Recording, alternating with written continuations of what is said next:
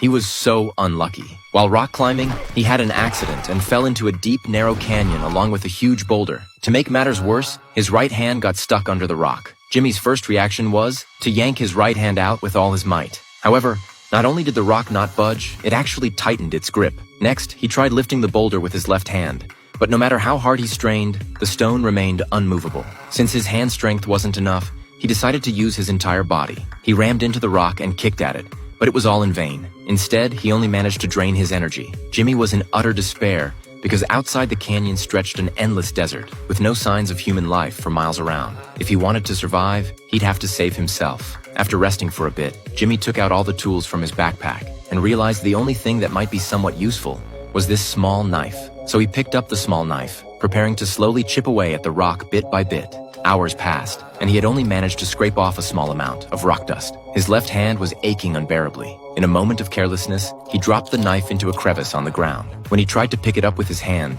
he couldn't reach it. He had no choice but to find a tree branch and bend it. Finally, after relentless effort, the knife was hooked and Jimmy successfully retrieved it. Having been trapped for so long, the blood circulation in his right hand was cut off, leaving it numb. Even when he poked it with the knife, he felt no pain. If he wanted to save this hand, his only option was to keep chiseling at the rock. He chipped away until midnight. The rock remained intact, but Jimmy was exhausted. He quickly took a sip of water to quench his thirst, but he didn't dare drink too much. He only took tiny sips, because there was less than half a canteen left, which could keep him alive for 3 days at most. When dawn broke, Jimmy prepared to continue chipping at the rock. However, from chiseling for so long, the knife had become too dull to be of further use. At this point, Jimmy braced himself for the worst-case scenario. The straw of his water bag was wrapped in a strip of cloth. As long as he pulled out the straw, the cloth strip could be used as a tourniquet. That's right. He was now planning to use this blunt knife to cut off his own right hand.